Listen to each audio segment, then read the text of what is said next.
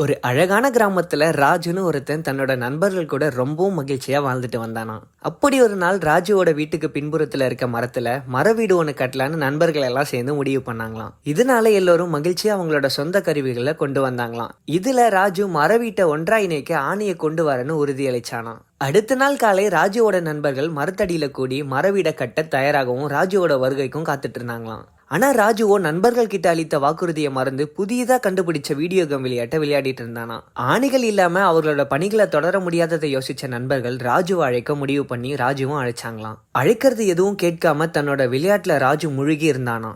இறுதியா மர வீட்டோட பணியை துவங்க முடியாம இருந்த நண்பர்கள் கவலையில அங்கிருந்து புறப்பட்டு சென்றாங்களாம். விளையாட்ட முடிச்ச ராஜு தன் நண்பர்கள் கிட்ட அளிச்ச வாக்குறுதியை நினைச்சு மரத்துக்கிட்ட ஓடுனானா. ரொம்பவும் தாமதமானதுனால ராஜுவோட நண்பர்கள் புறப்பட்டு சென்றிருந்தாங்களாம். தன்னோட தவற உணர்ந்த ராஜு வாக்குறுதியை நம்மளால காப்பாற்ற முடியலன்னு நினைச்சு ரொம்பவும் கவலைப்பட்டானா. அடுத்த நாள் ராஜு நண்பர்கள் கிட்ட மன்னிப்பு கேட்டு வாக்குறுதி அளிச்ச மாதிரி ஆணிகளை கொண்டு போனானா. கொஞ்ச நேரத்துல நண்பர்கள் எல்லாம் ஒன்று சேர்ந்து மர வீட்டை கட்டியும் முடிக்கிறாங்களாம். அன்னையில இருந்து ராஜு கொடுத்த வாக்குறுதியை நிறைவேற்றது ரொம்ப முக்கியம்னு உணரவும் செஞ்சானா. ஒரு நல்ல நண்பனா இருக்கிறது நம்பிக்கையானவரா இருக்கிறத உணர்த்தது. இறுதியா மர வீடு நண்பர்கள் எல்லாம் விளையாட நல்ல இடமா மாறிச்சான். இது மட்டும் இல்லாம வாக்குறுதியை நிறைவேற்றது ரொம்ப முக்கியம்னு ராஜு ஒருபோதும் மறக்கவும் இல்லையா. குழந்தைகளே, இந்த கதையில இருந்து நம்ம கத்துக்க வேண்டியது என்னன்னா, நீங்க கொடுத்த வாக்குறுதியை எப்பவும் காப்பாத்துங்க. இது மாதிரி வீடியோஸ் பார்க்கணும்னா ஒரு சேனலை சப்ஸ்கிரைப் பண்ணுங்க.